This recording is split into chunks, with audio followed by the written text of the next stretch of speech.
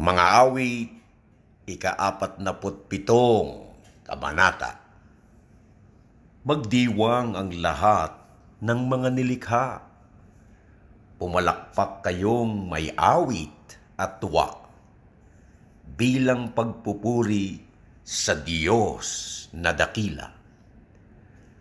Ang Diyos na si Yahweh, kataas-taasan, ay dakilang haring dapat na igalang. Siya'y nagahari sa sangkatauhan.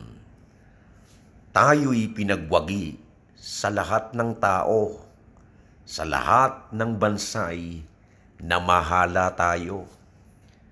Siya ang pumili ng ating tahanan, ang lupang minana ng mga hinirang. Lumuklok sa trono si Yahweh na ating Diyos. Sigawan at trompeta ang siyang tumutunog. Purihin ang Diyos, siya ay awitan. Awitan ng hari, siya'y papurihan. Ang Diyos, siyang hari ng lahat ng bansa. Awita't purihin ng mga nilikha. Maghahari siya sa lahat ng bansa, magmula sa tronong banal at dakila.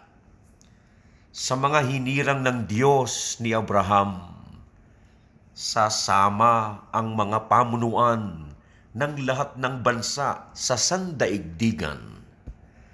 Ang mga sandata ng lahat ng kawal, lahat ay sa Diyos na kataas-taasan.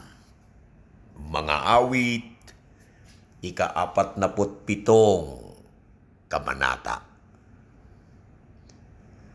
Si Jesus ang Panginoon ng Ras Al Khaimah. Si Jesus ang Panginoon ng United Arab Emirates. Si Jesus ang Panginoon ng Pilipinas. Ang Diyos ay mabuti sa lahat ng oras, at sa lahat ng oras, ang Diyos ay mabuti.